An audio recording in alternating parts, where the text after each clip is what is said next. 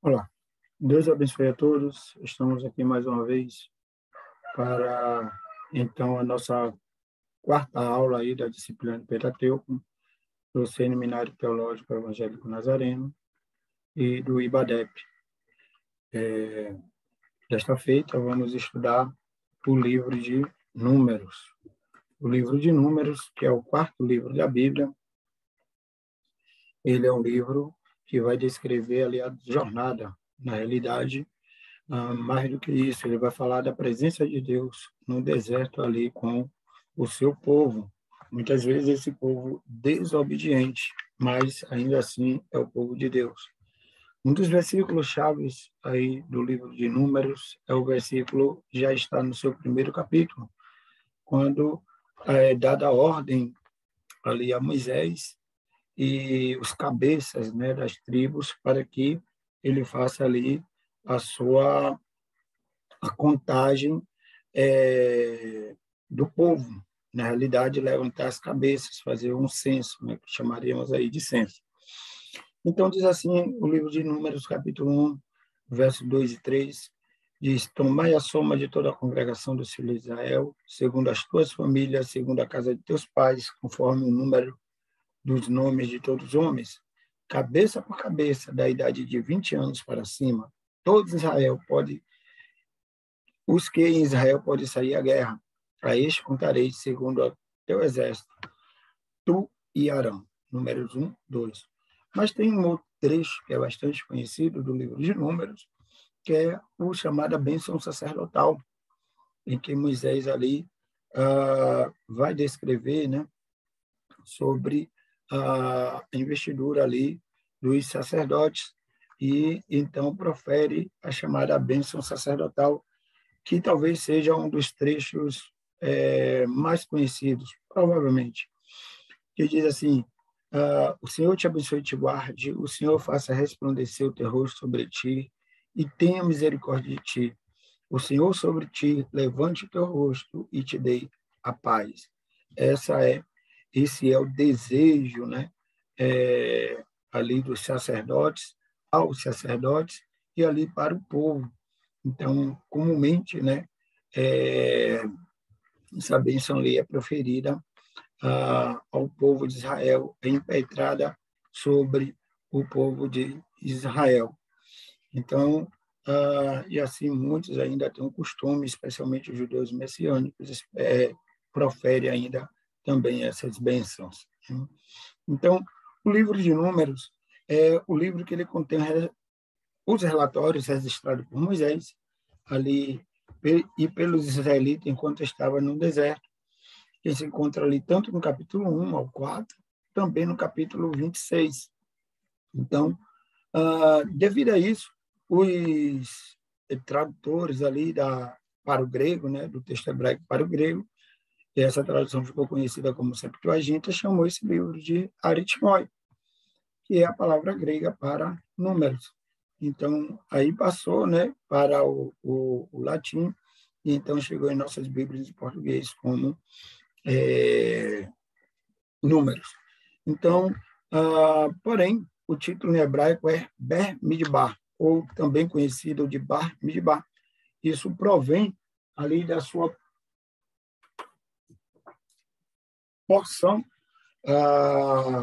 da Haftarah, né, que é a leitura, uma das divisões que ali inicia essa parte ali do livro. O Ber Midbar é uma das 52 seções pela qual o Pentateuco, né, especificamente a Torá, que é o texto dos judeus, ele ali está dividido. E a palavra ela significa no deserto. E isso, claro, vai dar, né, uma conotação mais precisa ao que o livro descreve, que é aquela jornada ali no deserto. E esse livro vai descrever ali inúmeros acontecimentos, que vai girar em torno de 38 anos, já chegando aí boa parte dos 40 anos que o povo de Israel passa ali com Moisés no deserto. Essa parte ali é descrita especialmente no livro de Números. Então, Números 1, do 1 ao 10, ele vai ter diversas instruções, preparando ali para a jornada, o recenseamento, a investidura dos levitas e a saída da terra prometida. E então, tudo isso, né, ele vai mostrar nessa primeira parte como esse livro ele vai descrever ali essas andanças ali do povo de Deus até a chegada ao, ao deserto. Então, temos no livro de Números diversas leis que vai fazer, né, a divisão, vai fazer o contexto, dar o pano de fundo antes da partida do povo. Então, essas são leis que vão implicar especialmente essas leis elas vão implicar especialmente num processo de ajustamento de um povo para viver ali durante tanto tempo ali no deserto, passando, né, por vários percalços, por várias situações em que em um lugar insalubre. Então, temos aí nesse livro diversos processos, diversos acontecimentos, diversos rituais que vão demonstrar o cuidado de Deus para com o seu povo. Então, a partir daí, temos também essas ideias, né, desses anos vagando, também a falta de confiança desse povo, especialmente em Cades Barnea, ali no deserto de Parã. E, por fim, os preparativos para adentrar a chamada Terra Prometida, que vai ser ali no limiar, né, do Jordão, especialmente ali nas planícies de Moabe, no caso do lado leste ali do Jordão. Então, o livro de Números ele vai assim fazer essa descrição e mostrar que mesmo um povo desobediente, o Senhor está ainda com esse povo por amor, né? O Senhor ainda não abandona esse povo. Há algumas questões que são levantadas, né? Logo no início da leitura do livro dos Números, vemos ali a pergunta por que se realizou esse censo. Então, tinham diversos objetivos, já tinha sido levantado no livro do Êxodo, aliás, começa com uma espécie de censo, quando ele conta ali os filhos de Israel que descem ao Egito. Posteriormente, após o episódio do bezerro de ouro, novamente tem ali uma contagem do povo, né? Mas o livro de Números ele também vai fazer uma contagem ali mais ampla.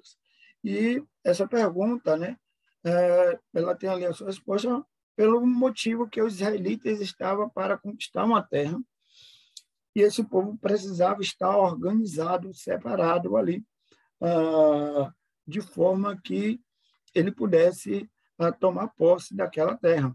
Então, esse censo ali no geral, ele vai apresentar ali uma cifra de 603.550 homens de guerra, sem incluir os levitas. Isso é muito importante, porque assim os levitas, como no censo anterior, né, que está lá no livro do Êxodo, aqui esse censo, os levitas ali substituem os primogênitos. Aqui também os levitas ali não é contado. Eles não vão para a guerra. Por quê? Enquanto o povo, as tribos, os líderes, ele protegia os seus territórios, protegia os seus respectivos clãs, famílias, tribos, os levitas estavam ali para proteger justamente o centro daquele acampamento, o centro de comunhão, o centro litúrgico, o centro de encontro, que é justamente o tabernáculo, né? A área ali do tabernáculo. Então, ele tinha ali essas funções ali especial para que protegesse, guardasse ali aquele lugar sagrado, né? O centro de tudo, o lugar da santidade ao Senhor. Então, todo homem ali era contado ali a partir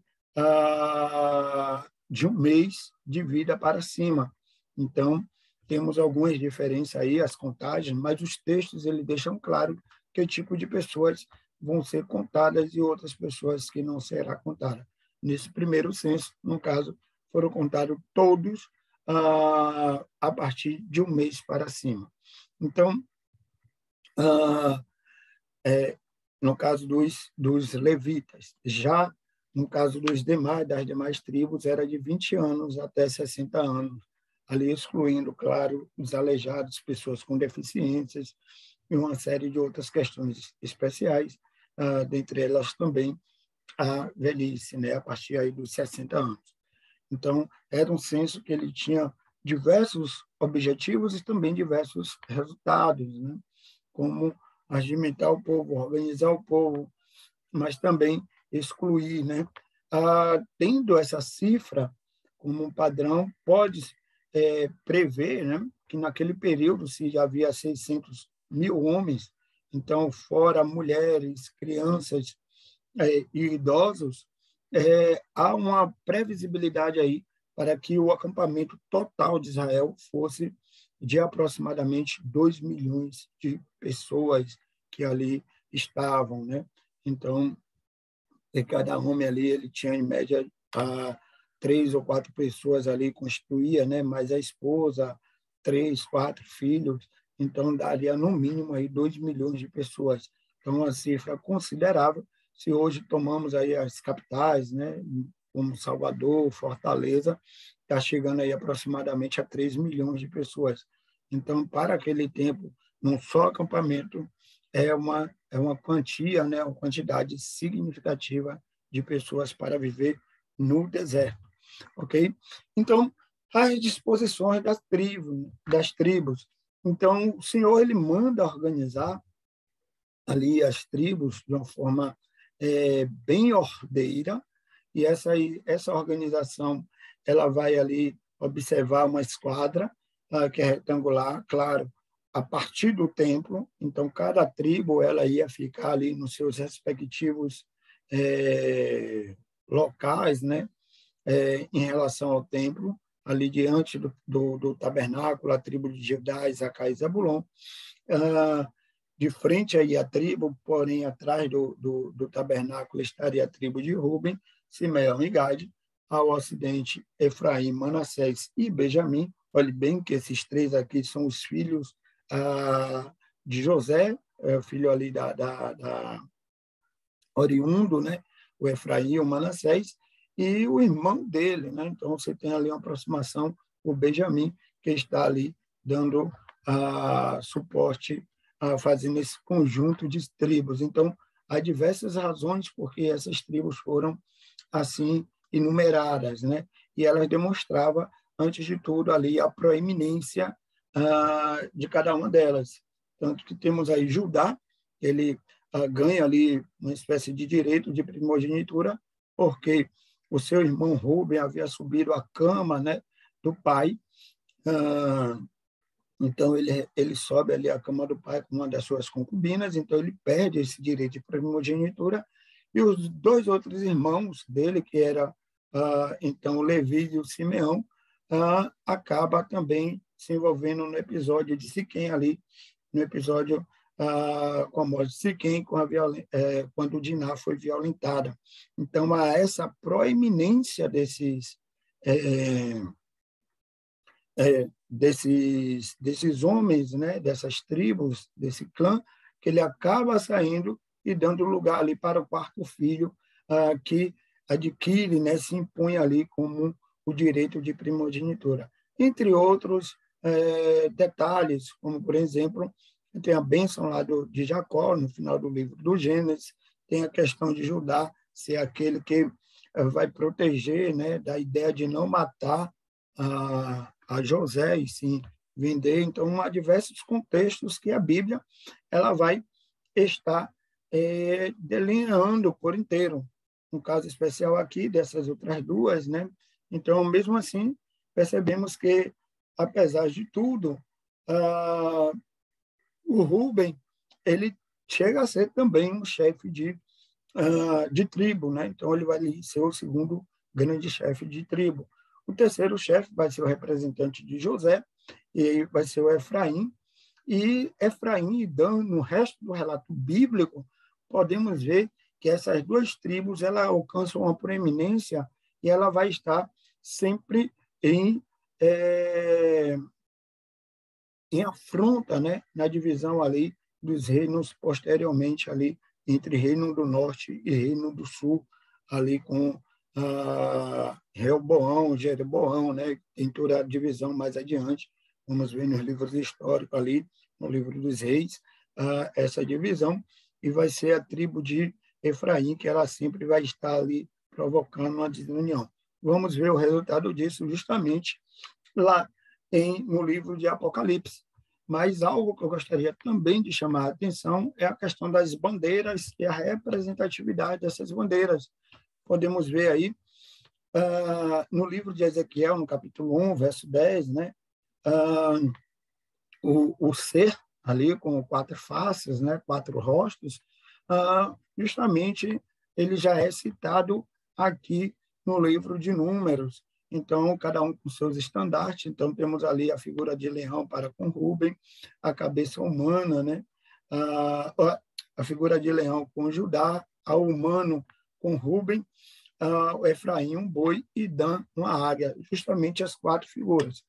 Na tipologia, alguns apontam a isso também, prefigurando a Cristo, né? Que é o cabeça, e ali nos evangelhos ele vai ser representado também como rei, o leão da tribo de Judá, tanto que a genealogia começa ali a partir de Davi.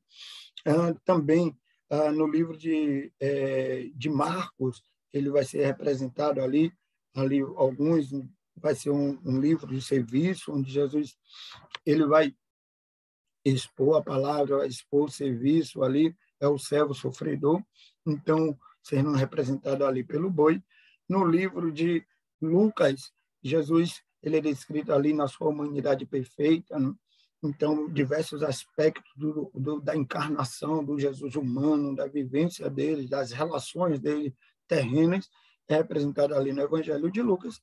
E, por fim, no Evangelho de João, também temos ali a descrição da divindade, né, de Cristo. Então, a chamada alta cristologia, que é o Cristo exaltado, o Cristo Filho de Deus, o Verbo encarnado, então também representado pela águia. Então, vemos aí uma certa similaridade e até na tipologia, uma alegoria que parece fazer algum sentido quando vemos sobre essa perspectiva. Depende muito da questão da exegese, né? Depende muito da questão daqueles que ali queiram adentrar nisso, porém, há um caminho aí que alguns aí seguem, ok? Então, uma segunda parte, né, do livro de Números é a questão, alguns tópicos que bem divididos, como a questão da pureza do acampamento, algo que vemos ali também em Levítico. Aliás, boa parte do que acontece até Números, capítulo 10, ou seja, essa seção aí, ela está muito interligada com o livro de Levítico, falando da santificação do acampamento, né, e algumas leis. Então, temos aí a questão da expulsão dos impuros, aquela pessoa que, por um motivo ou por outro, pudesse ser impura, às vezes por questões comuns, né, mas talvez a mais grave, mais significativa, é a relação com a morte, como já falamos na aula anterior sobre a questão da morte, ela está relacionada ao pecado, ao afastamento, e a santidade, ela está relacionada ali à vida, né, a proximidade para com Deus. Uma outra questão das leis aí sobre a questão dos ciúmes, o voto do nazireu, então que alguns durante ali a sua vida, né, ele vai fazer um voto, uma consagração especial ao Senhor. Temos grandes exemplos, como talvez um dos mais conhecidos, o voto de Sansão. Alguns supõem também que Paulo fez algum tipo de voto desse, né? Entre outras coisas, né? Temos ali no livro de Jeremias também a questão os recabitas, né? Que também tinham uma espécie desse voto, não se contaminava, não bebia vinho, então era realmente consagrado ao Senhor. E, por fim, a bênção já descrita, né? A bênção sacerdotal, que é algo muito importante dentro da cultura, dentro dos ritos judaicos. E os chamados príncipes de Israel é um quinto ponto, né? A ser colocado, que é as festas dos príncipes de Israel, que se encontra no capítulo 7. Por fim, a consagração dos levitas. Essa consagração dos levitas, ela vai ser algo significativo, pois eles são os delegados do povo e eles eram responsáveis pelo ordenamento, o funcionamento ali do povo. Então, ele se fazia a intermediação entre Arão e o povo, né? E Arão estava numa condição que ele se elevava, né? Estava ali mais próximo de Deus, símbolo máximo da santidade, e os levitas, eles vão ser aquele grupo intermediário entre o povo, vai fazer ordenamento e encaminhar ali para Arão, ali os sacerdotes. Arão e os sacerdotes ali, especialmente seus filhos. Então, os levitas, ele deveria ser apartado para a obra do tabernáculo, não tinha outra função, ele tinha que sobreviver, viver daquilo, exclusivamente para aquilo. Então, tinha uma cerimônia especial, mas essa cerimônia ela não era como a do sacerdote, nem muito menos do sumo sacerdote. Então, era bem mais simples, certo? Não era necessário ali lavagens, não era necessário a questão das unções, a investidura com roupas e tudo, algo que os sacerdotes faziam, e fazia ali as purificações dos levitas, dando ali os sacrifícios, e esses sacrifícios ali era espongido, né, a água misturada com cinzas, de bezerra ruiva e barbeava, assim, demonstrando ali a pureza. Então, diante de todo um cenário, né, mostrando que a consagração desse povo, desse grupo, né, ela era de grande importância para todo o funcionamento, não só do culto, mas de todo o acampamento civil ali. Então, um outro ponto é a questão das festas. As festas é algo assim crucial na vida do povo judeu. Já falamos anteriormente, né, que o Povo ele estabelece ali, né, estima que há pelo menos 67 dias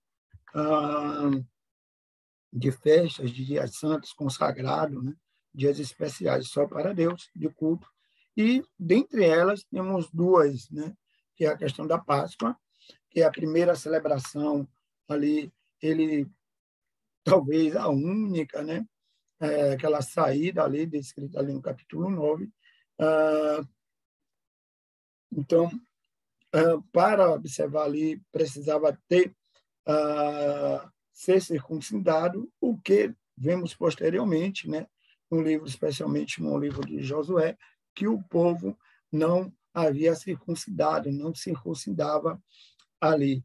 Então, aqui determina, né, que nos mostra que é necessário para fazer ou exercer algum serviço, prestar determinados tipos de serviço, diaconia, liturgia ao Senhor, precisamos atender também alguns requisitos, né? Então, havia alguma havia alguns pormenores, surgem alguns problemas, como a questão de homens que tocavam em cadáver e automaticamente se tornavam impuros, né? Então, ele não podia celebrar a Páscoa. Então, mas se ele não celebrasse a Páscoa, seria cortado. Então, Deus faz uma ressalva, certo? Em que eles vão passar um período de limpeza, de purificação, para posteriormente, ou seja, um mês depois, eles celebrarem ali a Páscoa, né? Então, porque isso é crucial, já que a Páscoa é o grande culto memorial ali do povo de Israel, do povo judeu, né? Então, um outro ponto é a chamada a festa das trombetas e o uso das trombetas, que durante todo o período do chamado Israel Antigo, né, da história de Israel, as trombetas ela vai ser muito significativa e ela tinha vários propósitos. Convocar um deles, né, alguns deles estamos aqui, convocar a congregação para a reunião diante do tabernáculo, reunir os príncipes da tribo diante de Moisés, indicar as tribos acampadas ao oriente do acampamento o momento de pôr-se a caminho, preparar Israel para a guerra, lembrar ao Senhor a necessidade de seu povo conseguir a ajuda divina. Então, temos aí pelo menos 5 elementos que as trombetas, né, ela vai ser tocada. Alguns historiadores, arqueólogos, também apontam que a trombeta também era tocada para anunciar o início do Shabat, ou seja, do sábado, que ele vai se iniciar no que hoje chamamos ali de sexta-feira, mas comumente, né, especialmente algumas seitas, elas colocam ali a partir das 18 horas, mas o que acontece é que os historiadores, né, apontam que o Shabat começava com o toque da trombeta, quando era avistado o primeiro a lua, né? Então, a primeira estrela ali, ela a aparecer, então ela era iniciada o Shabat. Sabemos, né, que com a questão das estações, há dias que é um pouco mais tarde, há dias que é mais cedo, escurece mais cedo, anoitece mais cedo. Então, há outros dias, por exemplo, nós aqui no Hemisfério Sul, no verão, vai escurecer bem mais tarde, então essas estrelas demoram ali a aparecer e às vezes começa a aparecer até mesmo com o dia claro. Então era nesse momento que ficava um sentinela ali na Torre de Jerusalém e anunciava que começava ali desde então o Shabat. Outros períodos, como agora estamos aí no outono, no inverno, que escurece mais cedo, aí por volta das 17, 17h30 já está escuro, certamente o Shabat era anunciado ali, as estrelas apareciam antes, né?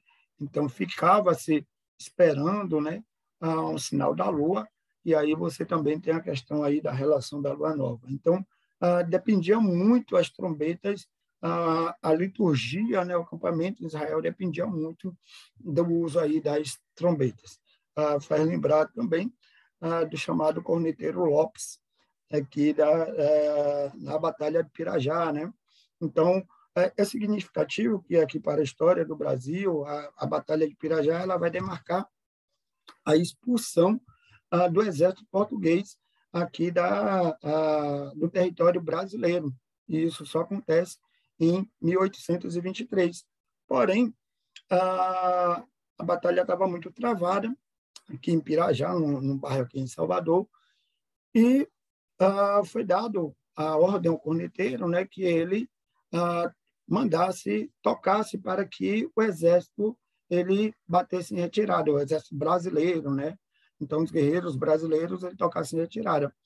Mas era um momento crucial ali e o corneteiro deu o toque de avançar, contrariando ali a ordem dos seus superiores. E isso foi crucial para a vitória, porque avançou, aproveitou um momento de fraqueza do exército português e ali culminou na grande vitória, mostrando assim que tanto em Israel quanto no Brasil o toque da trombeta, né, ele é significativo, ele é assim crucial para ordenamento, né, do povo, do acampamento, né? Então, algumas coisas aí ainda a trombeta, né, vai alguns toques, e cada toque era diferenciado, claro, longo, curto, então toques com variáveis de tonalidades, e ele vai mostrar também a união do povo de Deus, né? Então, algo, né, que vai preparar também o povo ali para a viagem.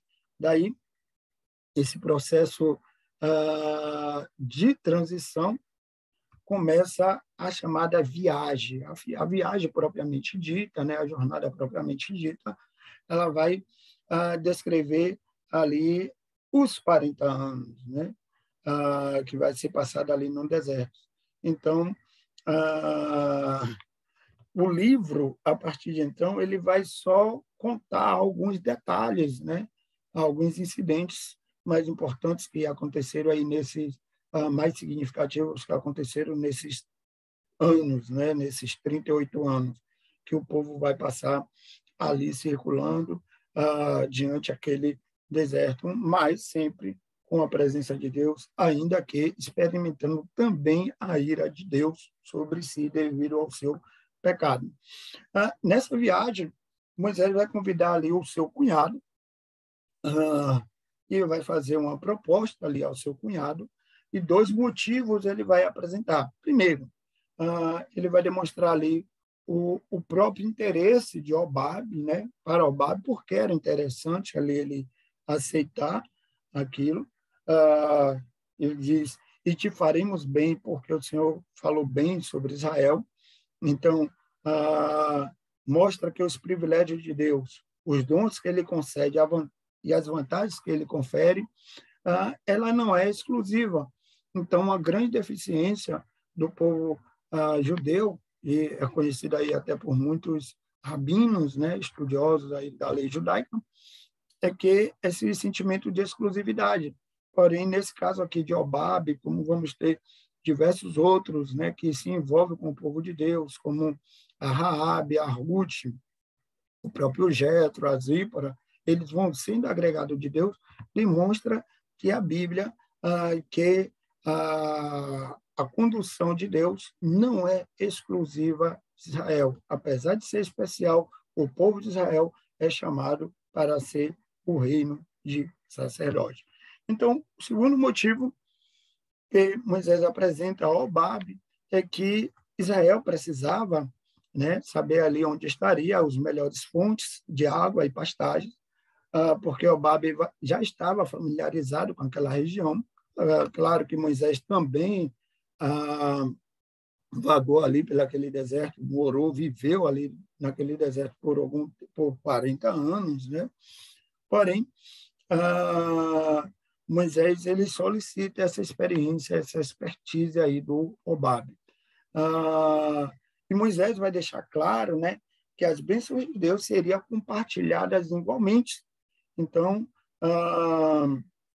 o povo dali, de onde sai Obabe, os queneus, ele vai acabar desaparecendo no meio ali dos hebreus, mas nada foi feito para impedir essa aliança, né?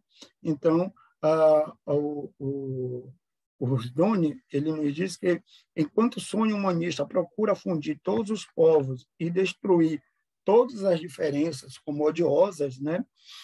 A fé bíblica não as traça nem as oblitera, repete diferenças criadas por Deus e centra a sociedade na graça e não na raça. Então, o que vemos, né? O Rusdoni, ele vai nos mostrar que essa forçação de dividir, de unir, fazer uma união de etnias, né? Acabando com as suas particularidades, não é uma prática bíblica. Então, a Bíblia vai nos mostrar que as pessoas são diferentes, diferentes tribos, povos, raças, nações, línguas, né? Elas vêm congregar diante de Deus, vai glorificar a Deus, sem a sua identidade ela ser ali tolhida, né? Excluída. Porém, claro, né? Deixa evidente que o pecado jamais será aceito. Então, a lei que é para Israel é também para o goim, né, o estrangeiro que vem ali participar, fazer parte daquele povo. Algo, né, que é levantado é que alguns colocam, né, que essa questão aí de chamar o Babe era uma falta de confiança, mas o David Hughes ele vai dizer que não há conflito entre a confiança absoluta na obra de Deus e a atividade humana responsável de nossa parte. Tema que vai encontrar a expressão nessa passagem no convite de Obabe para acompanhar o israelita. Ou seja, Deus, ele mantém, né, ali a sua fidelidade, a sua soberania, mas ele também não diz que não é para utilizar os recursos que temos, a inteligência, o estudo, a dedicação, o trabalho, né, o esforço de estar vivendo, né, o dia a dia com batalha, conquistando, trabalhando, estudando e procurando sempre o melhor. Então, aqui, esse exemplo aqui do Obabe, desse convite, vai representar isso, né? Então, é como os reformadores diziam, né? Orar e labutarem. Então, a oração, a devoção, ela não é para suprimir o trabalho, né? O esforço nosso, porque até mesmo o esforço é uma questão de uma dádiva divina, né? A nossa força, né? O nosso trabalho, as condições é uma dádiva divina e nós devemos assim estar aptos e preparados para fazer o melhor possível na obra de Deus, né?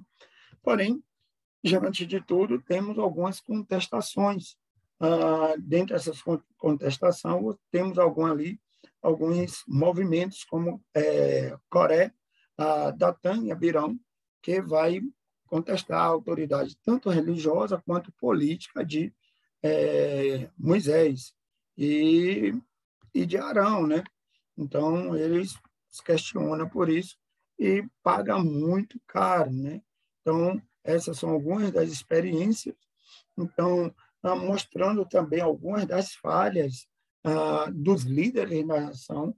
Então, o mito, né, do líder perfeito, o líder que não erra, o líder que não falha, esse mito não é alimentado pela Bíblia. Ela vai demonstrar que tanto ali os patriarcas cometeram os erros, cometeram os pecados, também agora com esses líderes, né, dessa nação, que está ali em formação, está em jornada, né? Então, tanto Moisés como Arão, eles são mostrados ali o seu pecado, a punição, a insatisfação de Deus. Também é mostrado ali Edom, né? Um parente lá que acaba, né, atrapalhando essa jornada, não permitindo que o povo passasse. Claro que isso vai ter implicação futura, vamos ver lá nos profetas, né, as condenações ali contra Edom, então vai causar-se essa rixa, né, ali Esaú, que veio a ter o nome de Edom. Então, o clã dele, né, a tribo, o povo que é oriundo ali de Saul, se chama Edom, e acaba tendo essa inimizade ali para com o seu irmão Jacó, Israel. Ok?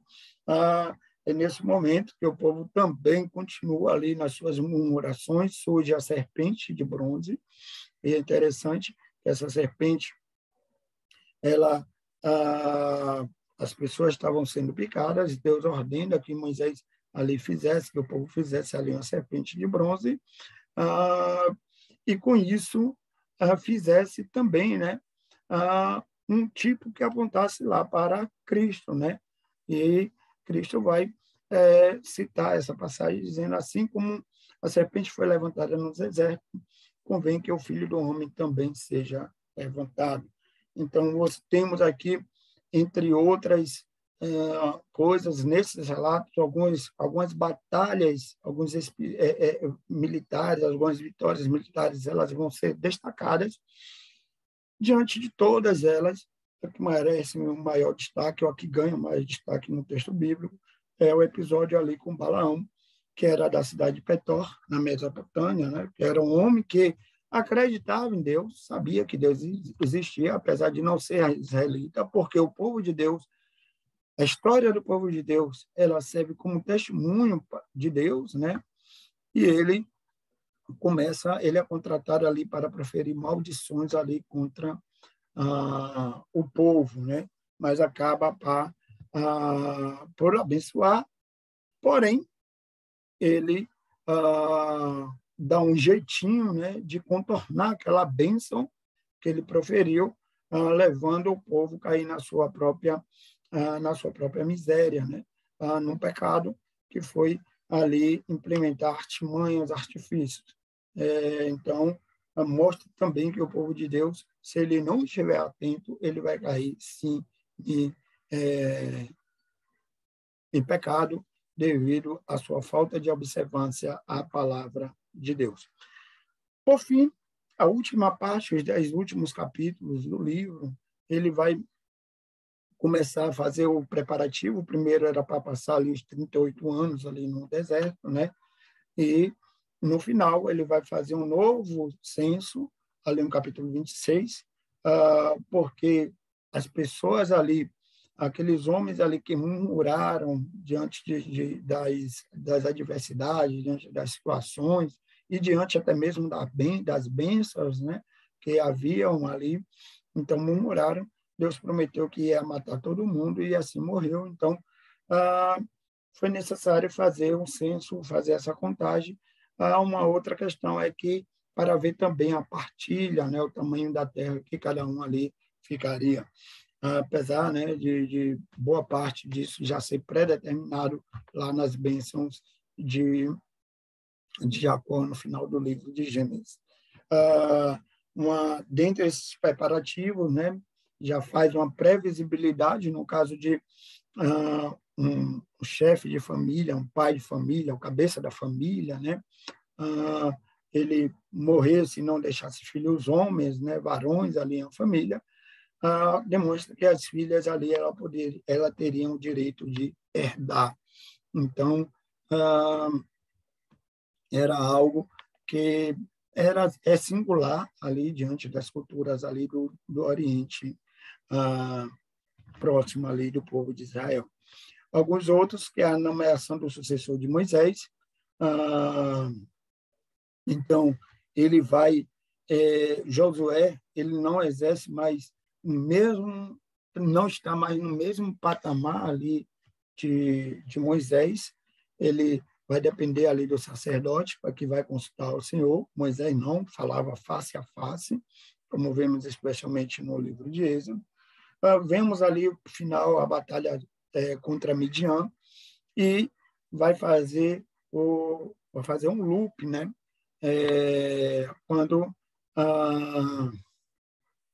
Quando volta ali para a história que foi iniciada no capítulo 25, foi interrompida no capítulo 25, verso 16. Então, dá essa volta, certo? E vai dar continuidade ali à narrativa. Ainda, Moisés, antes de fazer a sua travessia ali aproximadamente seus 119, 120 anos, ele vai fazer a divisão ali de algumas tribos que vão ficar aqui a leste do Jordão, as duas chamadas duas tribos e meias, né? Porque temos Rubi e Gade, que fica a leste do Jordão, e parte ali da tribo de Manassés, porque Manassés tem dois pedaços, tem território, né, nos dois lados do Jordão, tanto no Oriente quanto no Ocidente. Porém, Moisés deixa claro, né, que eles já foram abençoados, eles já têm ali o certificado, mas isso não os eximia ali da responsabilidade de continuar lutando, porque não significa que porque eu estou bem, porque eu já venci, já estou estabelecido, que eu não vou ajudar os meus irmãos. Então, vemos aí esse princípio sendo trabalhado aí no capítulo 32. E, por fim, os últimos capítulos, os últimos textos, né, vai nos mostrar as ordens referentes ali à ocupação de Canaã. Então, vai mostrar ali os limites ideais ali que é chamado, o livro chama aí de Palestina, eu não concordo com esse nome, mas, enfim, e ele vai ser ali repartido ali com as tribos, ok? Então, algo que não venham a se concretizar durante a história até os dias de hoje de Israel, mostrando aí que há um apontamento, né, para o reino de Cristo como o rei de Israel, onde todo aquele território, toda aquela posse, toda a terra prometida aí vai ser ocupada pelo povo de Deus, ali com o seu grande rei. Então, sou grato pela atenção, que Deus abençoe a todos, bons estudos e até a próxima aula, em nome de Jesus.